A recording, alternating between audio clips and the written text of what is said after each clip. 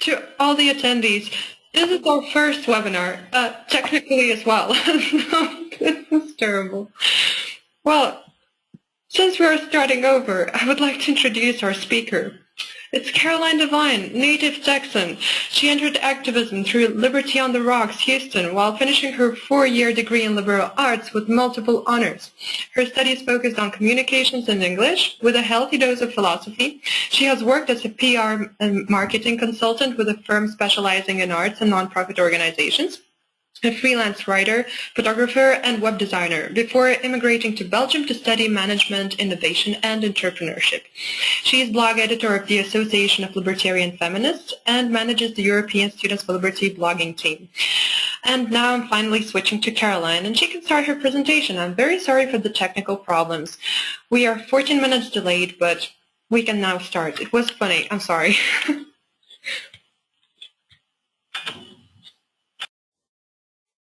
Okay, I hope you all enjoyed that little goof. It worked in my favor because I accidentally confused my first slide on feminism with patriarchy. So, really quickly, I'll just go into why I originally created this presentation. And basically, it's that I was never really not a liberal, and I was never really not a feminist. To me, these things seemed inherently compatible because, of course, I believed that I was equal to a boy from the time I was a little girl. And of course, I believed that people should have control over their lives and that people can make the best decisions for themselves when they're free to do so. So I started getting a lot of questions when I got very involved in the libertarian community in America about what is your definition of feminism, and a lot of questions, especially when I would use words like patriarchy, about, well, that's just a conspiracy theory, isn't it? Like, I don't understand, you know, how you can say that you're a liberal and a feminist at the same time. So this is basically an explanation of that. And more than that, the focus is historical. It's not persuasive. This presentation is intended to be descriptive, not prescriptive. So I hope that you enjoy it, and I hope that you learn something. And I'm going to turn the webcam off now because it's a bit easier to present that way. So here we go. So what you see here is the dictionary definition of the word feminism. It's literally just a screen grab from the Merriam-Webster's dictionary on my computer. It's actually a very simple definition. It's the advocacy of women's rights on the grounds of political, social, and economic equality to men.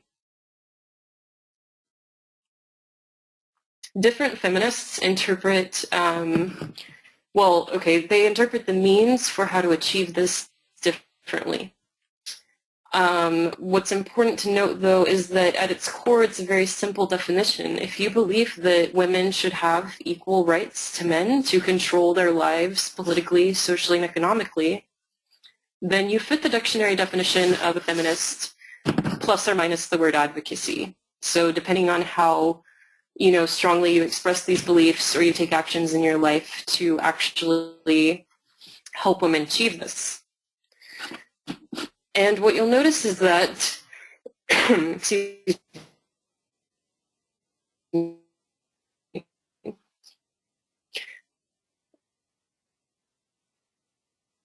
the word is actually quite old. It originates from the 19th century, so the 1800s. And it's not something that was invented in the last 20 or 30 years. It's actually got a very rich history that's even older than the word feminism. So, a lot of people seem to think that the word feminism and the advocacy of liberty, particularly a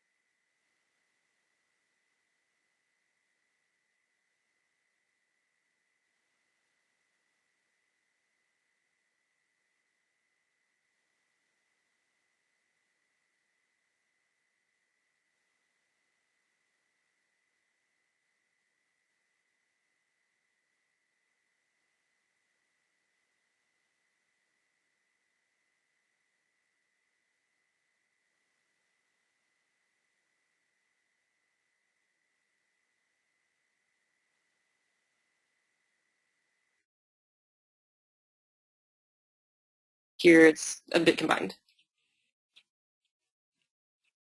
So, the purple circle represents feminism, which we've already defined as the advocacy of women's right to be considered politically, socially, and economically equal to men.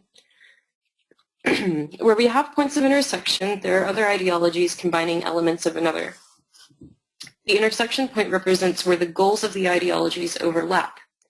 Followers of each ideology gravitate toward different intersection points according to their own goals and start to form new, specialized tribes.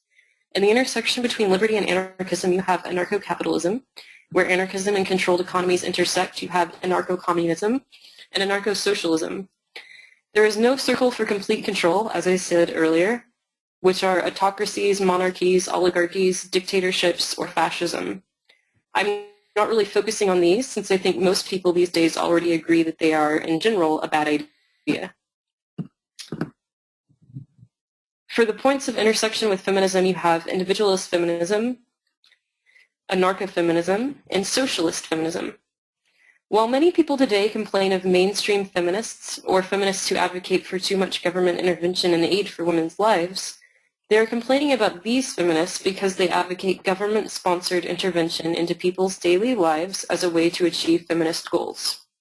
Individualist feminists do not advocate these interventions or aid. Pictured here is Joan Kennedy Taylor, founder of the Association of Libertarian Feminists.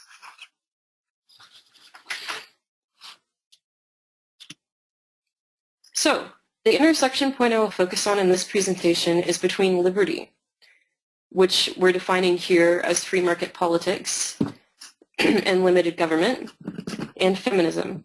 I will show they actually are quite harmonious in their values. And I want you to pause here and sort of think for a minute about things you've heard about feminism before. And why have you thought before that it might be incompatible or compatible with liberty? So, what we'll get into in this presentation are the past, present, and future of free market feminism. In the first section, I'll explain how the histories of feminism and liberty are inseparably intertwined.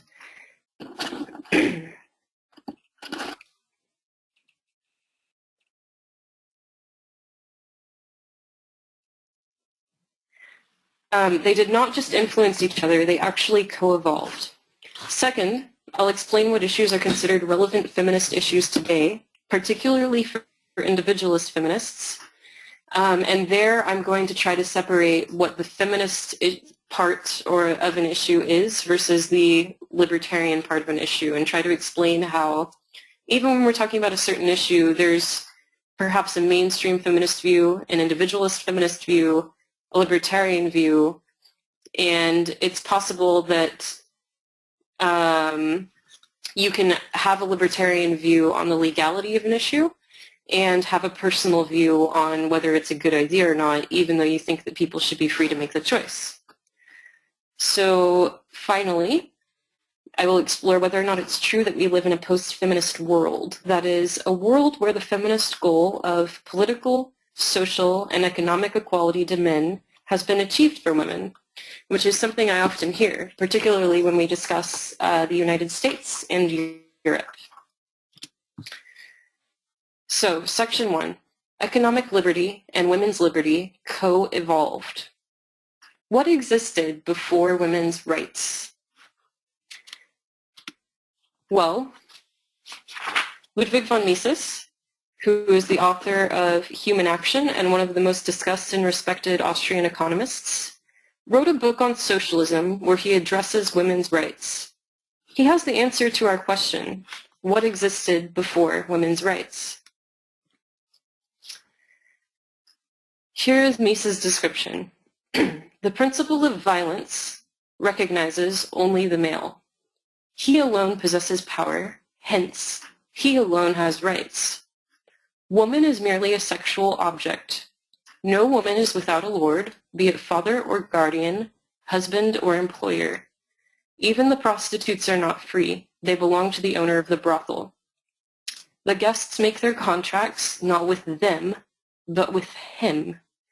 The vagabond woman is free game, whom everyone may use according to his pleasure.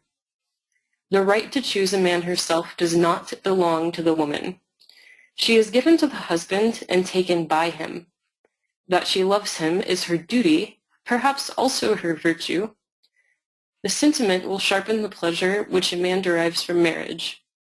But the woman is not asked for her opinion. The man has the right to repudiate or divorce her. She herself has no such right.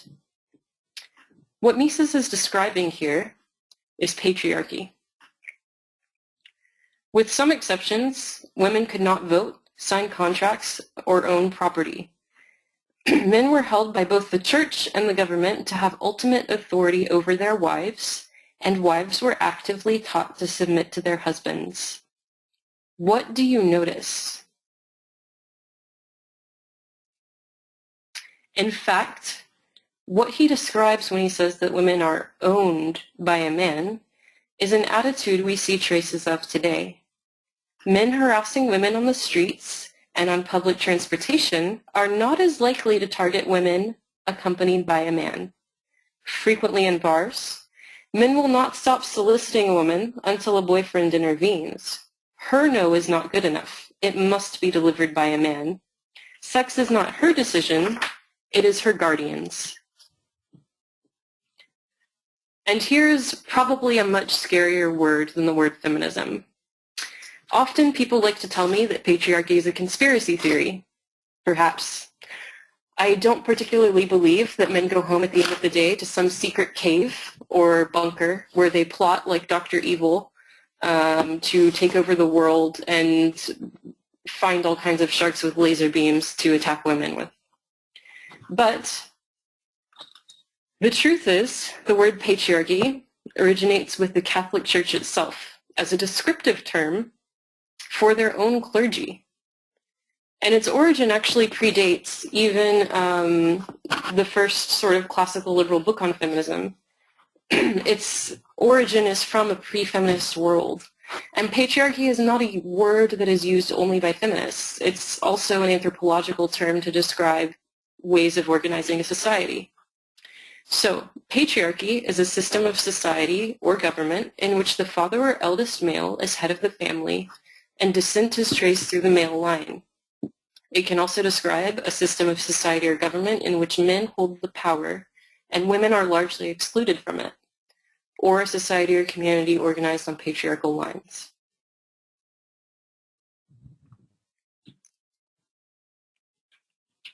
So patriarchy refers to a system where men make decisions for women because they have limited women's individual agency over their own lives. This sounds a lot like the way the state limits people's individual agency over their lives, regardless of sex. Sometimes within a patriarchy, it might look like a woman is choosing something freely, but really her options have already been limited by enormous social pressure. Patriarchy is not a word invented by feminists, and it originates in the Catholic Church. The idea that societies have been intentionally organized in the past, at a minimum, and in certain countries today, yes, still, to exclude women is not a conspiracy, it is fact. So, when I was a little girl, growing up in the United States of America, I was told that the use of the term men was sort of generic. It just referred to all of humankind. It wasn't really just limiting our rights to men only in the Constitution or the Declaration of Independence, where we hear, we hold these truths to be self-evident, that all men are created equal, that they are endowed by their Creator with certain unalienable rights, that among these are life, liberty, and the pursuit of happiness. I was taught to view this through, ironically, a lens of cultural relativism. I was told to forgive the men for writing this word down, men, instead of humans, because it was just a simple oversight. Of course, everyone in that society just hadn't realized yet that women were equal human beings. It wasn't malicious at all. it was perhaps benign or, a kind father looking out for his daughter. But in fact, when we actually research the history of the United States, which is supposed to be a rebellion against the rich history of monarchy in Europe, where a royal male would be in charge of everyone else's fate, we find that actually this rebellion was not nearly strong enough. Women actually had the right to vote under the original Constitution of the United States. It didn't explicitly state it, but they sort of de facto could vote. And yet, in 1777, women lost the right to vote in New York. In 1780, women lost the right to vote in Massachusetts. In 1784, women lost the right to vote in New Hampshire, despite pleas from women like John Adams' wife to remember the women in the framing of the Constitution. In 1787, the U.S. Constitutional Convention placed voting qualifications in the hands of the states. Women in all states except New Jersey lost the right to vote. In 1807, women lost the right to vote in New Jersey, the last state to revoke the right, because there was an election where it was sort of disputed who the winner would be, and people decided that, well, women were throwing off the vote and making it unfair, so we should just take away their right to vote so that a particular politician can't win the election. And of course, it's not out of ignorance. Abigail Adams lobbied her husband, John Adams, in 1776, before women lost the right to vote in New York, to remember the ladies in the new code of law. We cannot claim that these men were ignorant that women wanted greater recognition of their rights during the 1770s. It was not an innocent oversight. And if it was before the 1770s, it certainly was not after 1792. In 1792, Mary Wollstonecraft, the mother of Mary Shelley, author of Frankenstein, and the wife of William Godwin, I believe, wrote a book called A Vindication of the Rights of Woman. And in this, she proposed the idea that women are not naturally inferior to men, but only appear to be inferior because they are only rewarded in society for appearances and pleasing demeanor. To illustrate and this is a direct quote from Mary in her book, "To illustrate my opinion, I need only observe that when a woman is admired for her beauty and suffers herself to be so far intoxicated by the admiration she receives as to neglect to discharge the indispensable duty of a mother, she sins against herself by neglecting to cultivate an affection that would equally tend to make her useful and happy.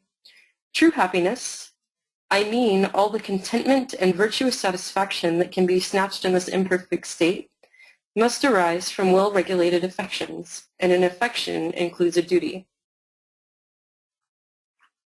Men are not aware of the misery they cause and the vicious weakness they cherish by only inciting women to render themselves pleasing." What's important to acknowledge here for feminists is that not only were men keeping women docile through state apparatuses, they were also keeping women docile by rewarding them in social settings to behave a certain way, namely to behave as if the man was the object of her worship. One thing that's interesting to note here, though, is that Wollstonecraft's argument hinges on the idea that by focusing so much on women's beauty, we get in the way of their indispensable duty as a mother. What feminists recognize today is that the duty of a mother should be a woman's choice. It's not indispensable to part of someone's identity as a woman. At its core, though, Wollstonecraft's notion that women are created equal to men and that their inferiority has been socialized is an important truth. And in fact, Wollstonecraft's book was so controversial that nobody really touched this topic in a very meaningful way until John Stuart Mill wrote The Subjection of the Rights of Women in 1869. And Stuart Mill was famously the father of utilitarianism, where we try to create the greatest good for the greatest number of people, and that nothing should be explicitly forbidden unless it is proven to cause harm. So it took a good 70, 80 years before there was another book of the magnitude of her work published on this topic in liberal circles. But both of these books were hugely influential, even in spite of the fact that they were controversial. Now, what we see as well is that as the rights of Black people in America were acknowledged, and slavery became more and more condemned as an institution, slave women started questioning, as their male counterparts slowly got recognition for their rights, that they realized that they were doing the same amount of labor as the men they'd been working in the fields with, and yet they weren't gaining the same amount of rights. So Sojourner Truth was a famous worker towards abolitionism, and she delivered a speech that was very powerful that was called Ain't I a Woman? And I'm going to quote a bit of it here.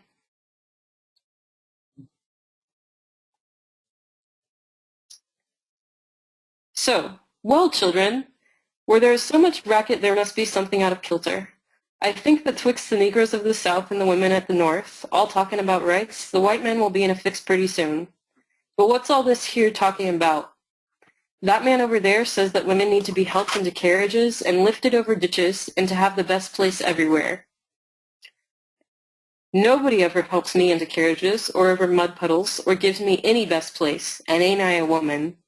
Look at me, look at my arm. I have plowed and planted and gathered into barns, and no man could head me, and ain't I a woman? I could work as much and eat as much as a man when I could get it, and bear the lash as well, and ain't I a woman?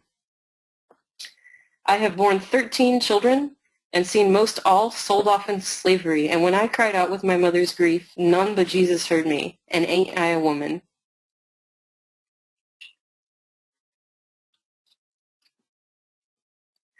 Then they talk about this thing in the head. What's this they call it? Member of the audience whispers intellect. That's it, honey. What's that got to do with women's rights or Negroes' rights? If my cup won't hold but a pint and yours holds a quart, wouldn't you be mean not to let me have my little half measure full? Then that little man in black there, he says women can't have as much rights as men because Christ wasn't a woman. Where did your Christ come from? Where did your Christ come from? From God and a woman. Man had nothing to do with him. So we're starting to see even Christian arguments for the equality of women at this point. And of course, not too long after this, we see individualist anarchists like Vulturine declare and Emma Goldman, pictured as Vulturine, who had a very sex-positive view of how people should organize their lives. They advocated free love, which meant no attachments, and in particular, they questioned the institution of marriage. Vulturine declared most vehemently in her pamphlet, They Who Marry Do Ill, where she put forth the idea that any marriage or any long-term attachment to a man was inherently damaging for a woman. And perhaps at that point in time when women's property was often transferred to their husbands and they lost a significant amount of rights with marriage, it could have been true. Where today women enjoy more freedom to keep their property and their rights in marriage. So here we have the founding mothers of libertarianism. They were influenced a bit by the individualist anarchist women, also by ideas of classical liberalism, free market economics. And all three of these women wrote books the same year. So they basically launched libertarianism into the national consciousness of the United States in 1943. Rose Wilder Lane wrote a book called The Discovery of Freedom that was hugely popular that year. Isabel Patterson wrote The God of the Machine, and Ayn Rand wrote The Fountainhead. So even from the beginning of libertarianism, the idea that women are equal to men sort of permeated its ethos. And around this point in time, shortly after or around the time Sojourner Truth was writing about abolitionism, and the individualist anarchist women were writing about the institution of marriage and social organization, we see that progress with products enabled by free market economics is starting to lead to progress in ideas, namely the idea that women are equal to men. So with the Industrial Revolution, both the recognition of women's rights and women's economic agency continued to expand. How did this happen? Well, initially, as women started getting disposable income from either working in factories or working as servants and slowly gaining little bits of more control over their money, there was a fear that luxury products and an increase in retail stores and the popularity of fashion in cities would lead to prostitution. So this fear is a bit of a paternalist fear because consenting adults should be allowed to do what they want with their bodies. But what we see represented in paintings like this by Ernst Ludwig Kirchner, a German expressionist, is we see women gaining more power, even though through Ernst's lens, he painted these women often in sort of a ghoulish way because he was very critical of consumerism in general. We still see that women are starting to leave the house more and they're able to walk around more on their own and accompanied, although unfortunately the implication in this painting is that they are prostitutes. Fortunately or unfortunately. Because back then the assumption was any woman who left her house unaccompanied was a prostitute. So one particular product that gave a lot more agency to women is the bicycle. Why? Well, the answer is that it's a lot harder to control and attack a woman on a bike, and it's a lot harder for a father to make the argument that a woman can't leave the house alone and go get a job if she hops on a bike and she's already there and gone before he has time to yell at her. In the 1940s, women actually replaced men during wartime in factories.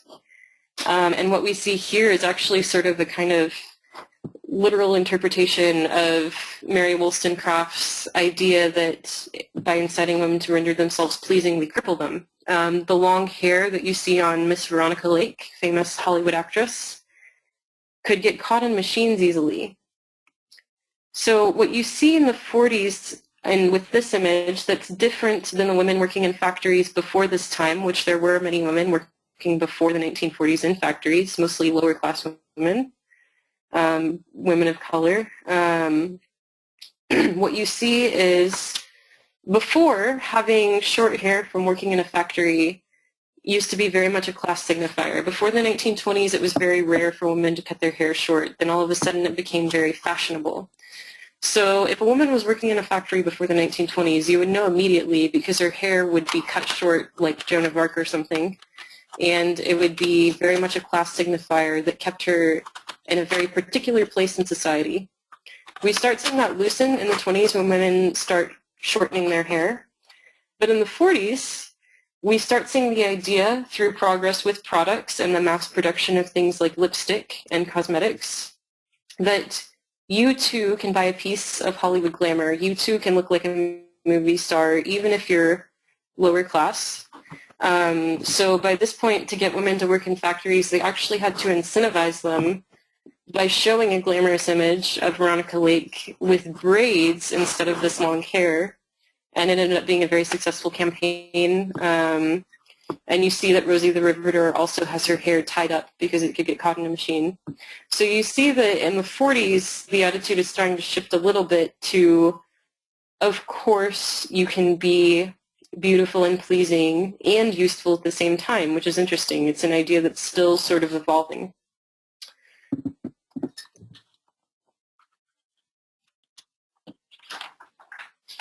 The next big product that really revolutionized the way women are treated in society is the invention of birth control. This is an intrauterine contraceptive, but there's also, famously, the birth control pill was the big first one to put the choice to have a child in women's hands.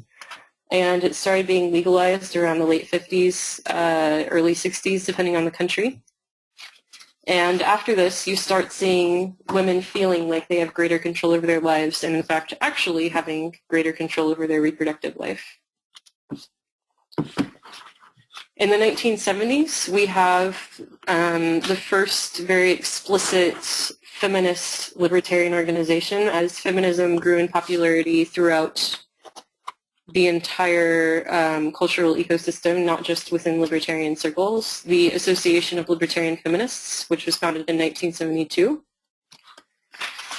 And of course today, this has grown a lot, so we've got several different organizations for libertarian women now. We've got the Ladies of Liberty Alliance, we've got Students for Liberties, Women for Liberty, and then European Women for Liberty, and the Libertia Society. So it's grown a lot since the 70s in libertarian circles specifically. What issues matter now? So I'm going to go into a variety of topics, and I'm going to try to explain a libertarian stance versus a feminist stance and where those overlap. Here's Europe, beautifully drawn without borders. Wouldn't that be a great world? So, the biggest issues in Europe right now that affect women are things like immigration. There are a lot of women in the developing world in very unfair circumstances who would like to come to Europe. Of course, they should be free to live in their own societies without fear or with equal opportunity to the men in their societies, or in fact equal opportunity to Europeans in general. But we can't just grant that to them overnight magically, so the fact is that there are a lot of them who feel that their chance at freedom would be to move to a country with greater economic opportunity. So it's very important to open the borders, particularly when women face something like a cultural institution like genital mutilation, which exists in some countries. Of course, we should be opening the borders to these women as refugees. But even if one is not a refugee, it's important to note that for whatever reason, one doesn't have to move out of desperation. It's just everyone should have freedom of movement and freedom of employment. And in fact, it would benefit us more economically. But the reason I put this as sort of a feminist issue is that women often face an extra burden when they cross borders if they do so illegally, whether it's out of desperation or not. They often have a greater risk of being sold into sexual slavery, or they face sexualized violence and other risks that don't affect men at quite the same numbers. And another issue in Europe is sex work. From the point of view of the law, it would make sense for consenting adults to be able to do what they choose with their bodies. And also, it would reduce the violence and crimes surrounding sex work if it were legalized. Women who have clients that are abusive would be able to go to police without being treated like a criminal themselves. So most issues in Europe, though, are no longer legal issues, but it is important to note that LGBT rights, so the rights of trans women, are still progressing. They don't fully enjoy equal rights. Particularly, they have trans women face an additional burden of violence from other people. In many countries, there's a huge amount of discrimination. They can be attacked on the street, and often the police in these countries don't offer them the help that they should. Another important thing to note about European history is that in a particular canton in Switzerland, women couldn't vote in local elections until 1990. So, clearly, the idea that Europe is officially a post-feminist society is not true. 1990 was really not that long ago, and attitudes are still catching up to legal rights in many areas. Pictured here is part of the Gulabi gang in India. The Gulabi gang is a tribe of women who, well, tribe, I mean, I don't mean literal tribe, I mean a voluntary group of women who go around and intimidate rapists or abusive husbands. Why is this necessary? Why are women resorting to such a drastic measure that they go around in a gang dressed in pink saris beating people with sticks? Well, rape within marriage is still legal in India. So, in the point of view of Indian law, it is still legal for a husband to force his wife to have sex with him, and it's not a crime. And beyond that, there's a very poor police response to quite violent street harassment of women in India. Pictured here, you'll notice a few stills from MIA's video Bad Girls. And this video it focuses around the theme of women driving. And the reason that it does is because women do not have the right to drive legally in Saudi Arabia. They have other forms of inequality as well. They do not have the right to vote. They must be accompanied by a male guardian at all times. So the view of women's rights in the Middle East is still very much evolving. It's important to note, though, that the Middle East is not a monolith, and women in the Islamic world are not a monolith as well. There are very educated, intelligent, intellectual women who are by no means controlled by the men around them, except perhaps legally, depending on where they live. It's important to note that something like wearing a hijab or a niqab or what have you can be a woman's voluntary choice. But at the same time, as liberals, I think we can agree that it should be her voluntary choice.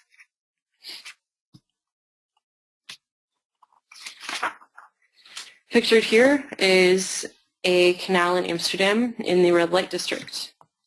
As I said earlier, sex work is still a big issue in many countries. It's not fully legal for women to sell sex, and what this does is it makes it much harder to trace which women are actually voluntarily selling sex and which women are being forced to sell sex because of trafficking. When it's decriminalized, it makes it much easier to track down and help people who are being forced into a situation they don't want and cut down on violence against all women. And another issue surrounding sex work is the issue of protection from sexually transmitted diseases. If sex work is legalized, it makes it easier for a prostitute to demand that her client wear a condom. Contraceptive rights. In most developed countries, women have the right to have contraceptives. And sometimes this is not always practiced. What I mean by that is there are still many doctors who take sort of a paternalist view and will say, well, you're a young woman, so you shouldn't have an IUD, which medically is not really sound. Some of them make the argument that perhaps you'll want to have children later and it could make you infertile. That's not medically true. So in certain countries, this is not necessarily a libertarian or liberal issue because it's legal to have them and to purchase them, but it is perhaps a feminist issue because of access and paternalism. In the developing world, this is absolutely a liberal issue. because there are places where it's still illegal for women to have full access to every type of contraceptive.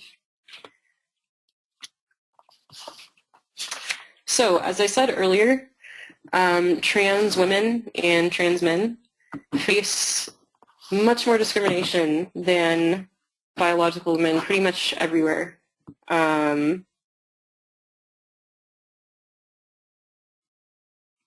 Sorry, cisgender is probably a better word than biological. The LGBTQ community faces even more violence than women in pretty much every area. Even in a country where rates of violence against women are not so bad, there will still be huge amounts of gay bashing.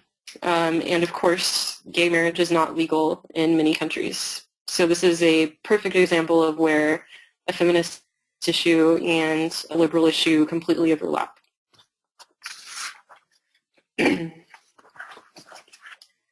And here's an example of an issue where this is mostly a feminist issue, not quite as much a liberal issue. Women in tech face harassments, and there are a lot of barriers for women entering STEM fields. What is STEM? It's basically science, tech, engineering,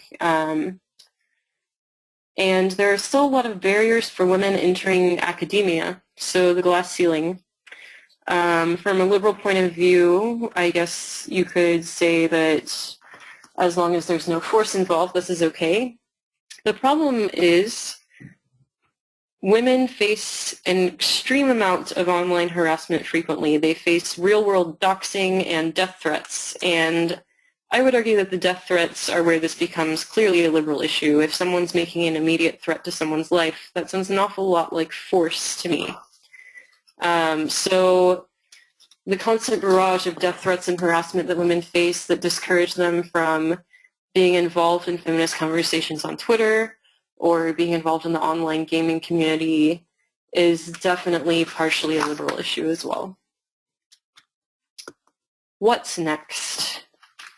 Well, there are a lot of people who like to argue that we live in a post-feminist world. What does that mean? That means that they think that gender equality has been achieved. Of course, women and men are perceived as equal in Western countries, aren't they? Well, we do not live in a post-feminist world in the sense that gender equality has been achieved. So our focus needs to shift from the idea that when we talk about feminism, we're talking about middle-class white women in the United States and Europe, to recognizing that when we talk about feminism, we are talking about global problems and also problems of low-income women and women of color. We might be moving toward a post-feminist world in the sense that we are recognizing that to achieve feminist goals, we must include other genders. So we might be moving toward a post-feminist world in the sense that we actually might need to broaden the conversation beyond just feminism to include critiques of all kinds of ways that genders interact, and that we don't want equality for just the gender, biological, cisgender, female. We want equality for the entire gender spectrum.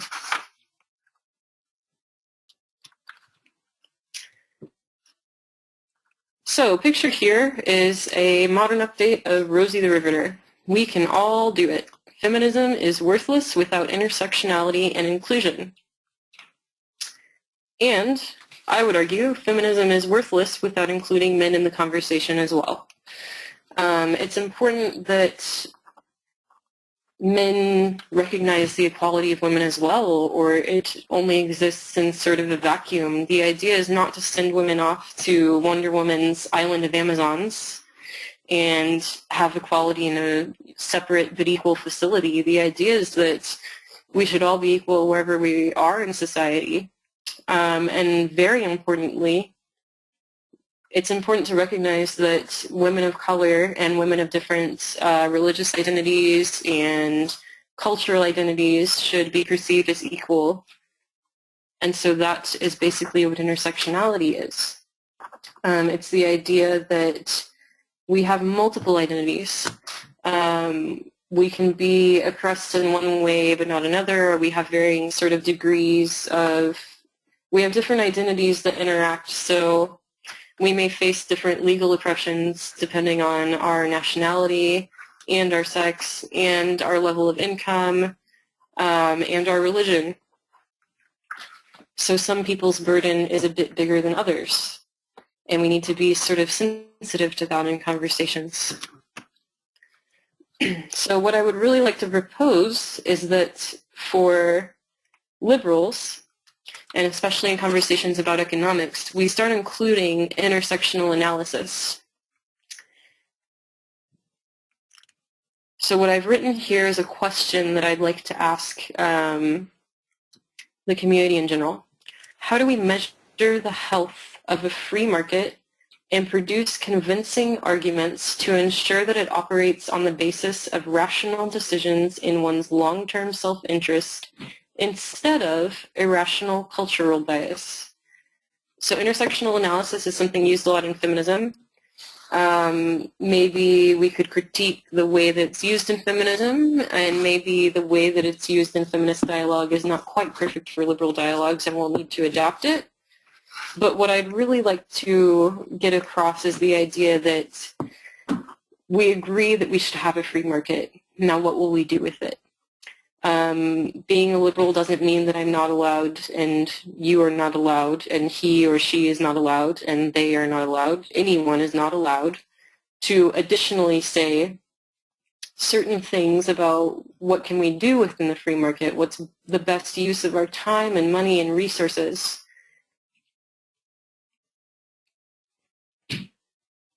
So, in the same way that a doctor would say, well, I think it's a bad idea to jump off a building because you'll probably break your bones. I think it's also important to recognize that liberals can also have conversations within their communities within sort of the bounds of, well, we don't want to create more laws and regulations about how can we foster health in the free market and how can we foster a community where individuals are fully empowered to take control of their lives and make their own choices in a way that also can benefit the entire community. It's the idea of positive sum games. How can we interact with each other in a way that we all win? Because what we find increasingly is that racism is more a negative sum game or a zero sum game or what have you than it is a positive sum game, and that when we get rid of cultural biases we start playing a positive sum game with each other where we all win because we can all take advantage of each other's unique talents and strengths. So here we've got some now looking kind of comedic, but actually these were real ads from the 60s, 50s, where we see a very traditional view of hierarchy between men and women. The man is on top. And what I'd like to get across here in talking about intersectional analysis as well is that the man is not always on top. What do I mean by that? I mean men are restricted by patriarchy as well. Society has created very strict rules for men to fill. They're supposed to be the football player, the quarterback, the head of the household, the breadwinner. And there are men who feel pressured by this.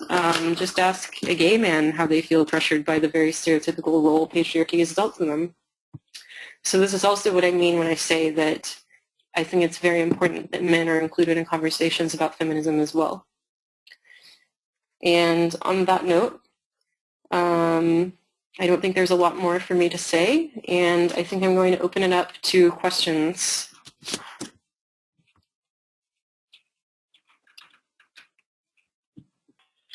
Hello, this is Greta. I'm back, and you can type your questions in this little window. You should see one for messages. We can read your questions there. If you have any. I know that Ina had a question.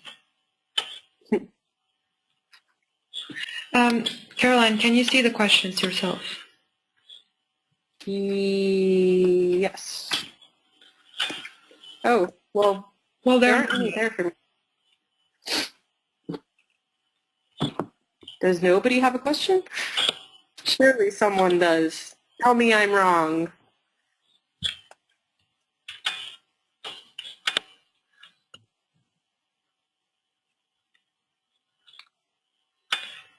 Wait, Caroline, I'm going to pass the question that I received on Facebook. I'm sending it to you on Facebook as well. Oh, great. This was Eno. Was the first feminist recorded in history the Greek woman, unpronounceable name because I don't know Greek. Calliope, no. The woman who dressed up as a man in order to participate in the Olympics. Possibly. I don't know, because recorded history, I think, would go further back than that to, like, Mesopotamia, like ancient Sumer. So, there's a goddess in Sumer that was pretty feminist. Let me see if I could look her up. Obviously, she would be mythological, but the Greek figure probably is too.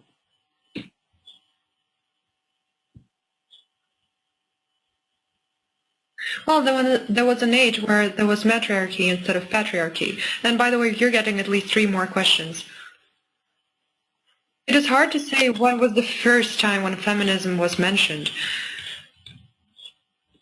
Yeah, I mean, well, we know when feminism was first mentioned as the modern word. I would argue Mary Wollstonecraft is the first, like, real feminist in our modern conception of women's rights, but there were definitely women before her who said, yes, I'm equal to a man. For example, Queen Elizabeth. Queen Hatshepsut, way back in ancient Egypt, took the throne, and even, I mean, what you see is that feminists previously had to actually take on a male identity and, like, wear beards or things like this and just say, I'm Pharaoh, and, like, have a beard. They had to mimic a male identity, much like Joan of Arc, cutting her hair short and dressing like a man.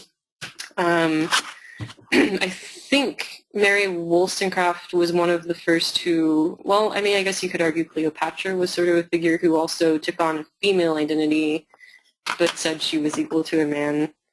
It's hard to say. There are a lot of figures who sort of fit the definition of feminism, but then they do the same sort of thing Taylor Swift did before she realized she was a feminist, where they're like, I'm completely for equality of women, but I'm not a feminist. They would say sort of things like this, like, I'm equal to a man, but those other women aren't because they're poor. Okay, next question.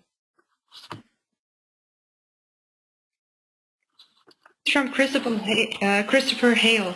As a libertarian feminist, have you faced hostility from other feminists who see free market ideology as feminism incompatible?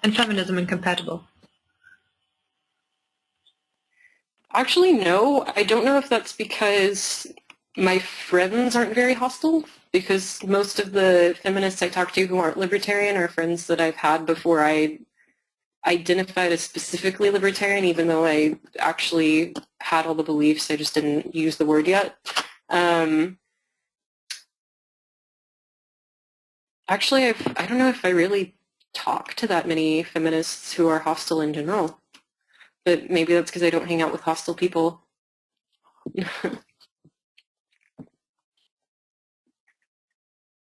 From my side, just if you're interested, I live in Spain, and, well, in my university there are many socialists, and of course, very often left-wing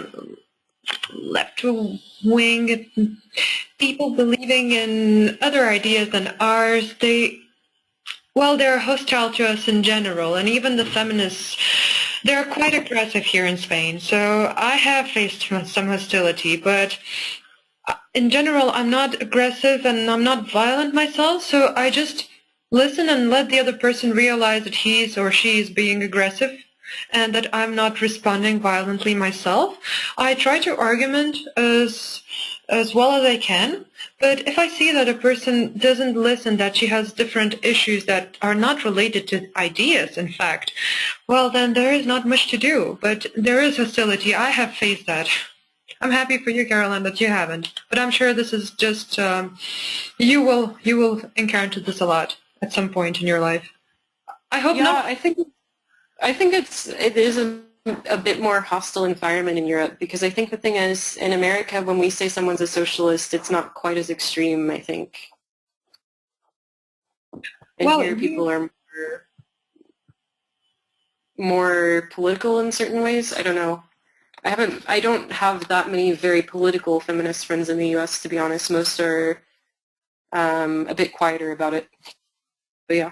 Well, you are getting many more questions. Can you see them yourself? After I can't see any. You cannot see any questions. I'm sorry. Okay, I will read them for you. Emmanuel Bourgerie, he asked, how do we engage with mostly white men libertarians very much opposed to even the term feminism? You don't use the term, although sometimes I slip up. Yeah, often what I do is I try to focus on ideas instead of labels. So I try to focus on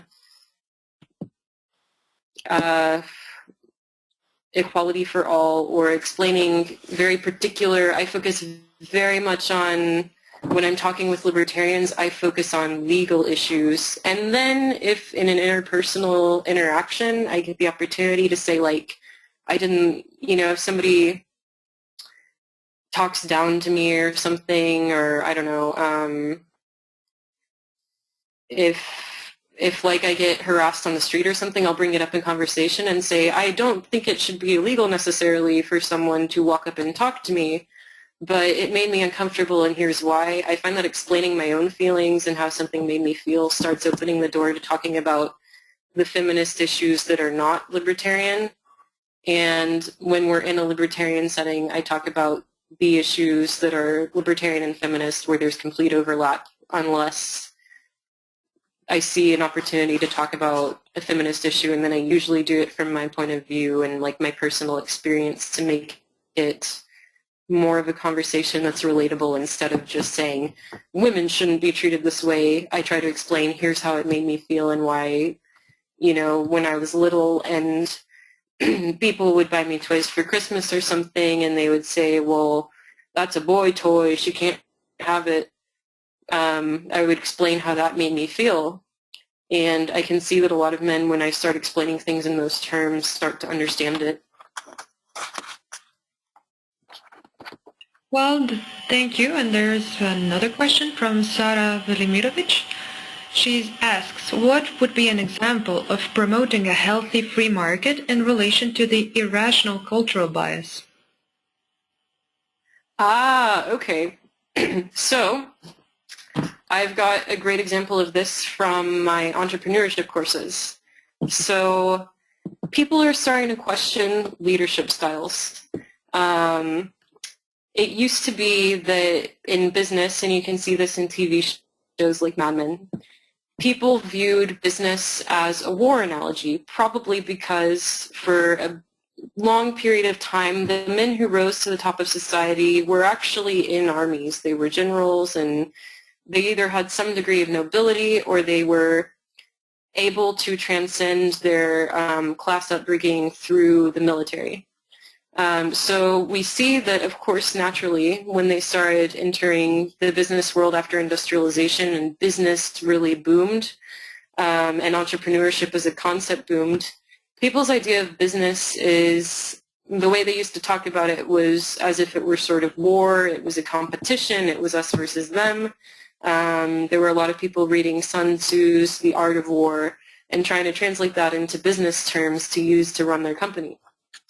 What we see with the advent of Silicon Valley is leadership styles are changing, and what we're finding is that actually people win very often. They can play a positive-sum game where each partner is gaining something from the interaction when they start having things like more flexible working hour policies. They start promoting women in their organizations because they have different approaches to problem solving and different leadership styles naturally. Naturally is probably not a good word. They're, on average, they sort of are, there's a sort of a nature versus nurture debate. But whether they're socialized or it's natural or some mix of the two, on average, women have different leadership styles than men. And what we find is that actually organizations benefit when there are more women involved. So that's an example of where the cultural bias that business is like an us versus them kind of game, and that promoting women means you're promoting losers and, you know, only the strong survive. That irrational bias that like you have to be physically strong to be the boss or like super tall to be the boss is not always, you don't make a good decision that way when you, and so when you're not hiring the best person for the job. So that's an example of where some libertarians I've heard before make the argument that theoretically you could have a completely libertarian society where it's completely sexist and who cares because people should be free to do that. Well, I still care because it's a really bad idea. Everybody would have better products and businesses would be run better and everybody would have a better quality of life if it weren't sexist, because there are different things you gain. Does that make sense? Was that a coherent answer, Greta? Oh, I think it was. I liked it. But you have a very interesting question now from Rebecca Quiroz. And I like this question very much. It's very controversial and it's very interesting. Oh, and Sarah is saying, thank you, awesome. Oh, well, so Rebecca is asking, what would be your argument to someone who asks you, why feminism and not just humanism or equalism? Isn't saying you're a feminist exclusionary? No, because it doesn't exclude having other identities as well. That's the very simple answer. As I said when I started going into a post-feminist world, and I was saying it's possible that as we broaden our conception of gender identity, the word feminism loses its weight and its meaning because we view gender as more of a spectrum. The word might be rendered sort of more irrelevant for everyday usage because we want to view gender as more of a spectrum and emphasize equality for all genders wherever they are on the spectrum. And usually when I start coming up against that, my personal reason I use the word feminism still is that, one, a better word hasn't really been invented to talk about gender as a spectrum. And two, using the word feminist is a very good, it leads the conversation in a certain direction immediately, and it's like a catalyst, like you can tell immediately where someone else stands already on the issue, like whether they think they view the word in a positive way, in a negative way. You immediately hear what they think about gender issues. But quite simply, the word feminist, as you saw in the dictionary definition, doesn't say, but they don't advocate equality for men, but they don't advocate equality for people of color. It says advocacy of political, social, and economic equality of women. That's not exclusive to advocating equality for other things as well. It's just a particular emphasis. I could also add something about this, is that feminism, in fact, is a movement, or many different movements. Just like Caroline explained, there are many different ways of how you can be a feminist, and put it together with your ideology. So I'm, for example, a libertarian feminist. And so within this feminist movement, I'm a feminist, I believe in gender equality, and I'm a humanist. But they are not the same things. They are not exclusive either. So... Right.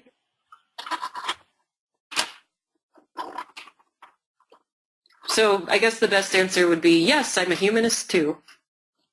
And it's that simple. Well, we don't have any more questions. If this was the last one and nobody else wants to ask anything, then I'm just going to turn myself on and say goodbye to everyone. Caroline, do you want to add anything? Thank you all. Thank you so much for listening to me talk for like 45 minutes. This is great.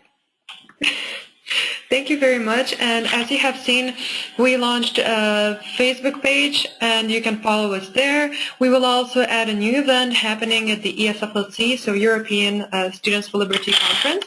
We will have an inaugural luncheon there, and there you can hear Caroline again and some of our other leadership members, and also enjoy a lunch with us. Yep. Thank you very much. And oh, wait, there was something. No, there's just thank you from, well, Emmanuel says that he doesn't have a link to the Facebook page. Well, I shared the Facebook page on the event page, but you can also simply find us on Facebook if you go to search and type European Women for Liberty. So if you type that, you will see that there is a page, and then you will see that it's recent, and you can like it and follow us. I hope everybody here, and those who are coming to the ESFLC,